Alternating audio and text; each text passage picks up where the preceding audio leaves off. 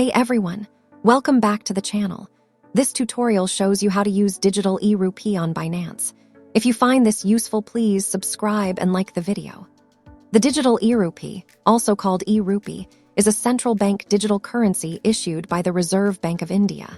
It works like digital cash stored in a mobile wallet provided by participating banks. You can send it instantly to another wallet just like a normal payment. At the moment, Binance does not directly support deposits using the digital e-rupee wallet. This means you cannot send e-rupee straight from your bank's CBDC wallet to your Binance account. But there are still ways people move funds for trading. The first step is converting your digital e-rupee back into your bank balance. To do this, open your bank's digital rupee wallet app. Transfer the e-rupee back to your linked bank account.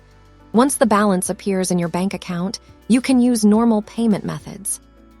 Now open the Binance app, tap Trade, select P2P trading. Choose the crypto you want to buy, for example USDT. Select a seller who accepts your payment method, such as bank transfer or UPI. Enter the amount and confirm the order. Send the payment to the seller, and once they confirm it, the crypto will be released into your Binance wallet. After receiving the crypto, you can now trade in spot trading, use futures trading, or invest in other crypto assets. Your funds will appear in your funding wallet, and you can transfer them to spot wallet if needed. Before using P2P or moving funds, keep these tips in mind. Always trade with verified merchants. Never release crypto before confirming payment. Check the seller's completion rate and reviews. Avoid communicating outside the Binance chat. This helps you stay safe while trading. Don't forget to like and subscribe for more tech reviews.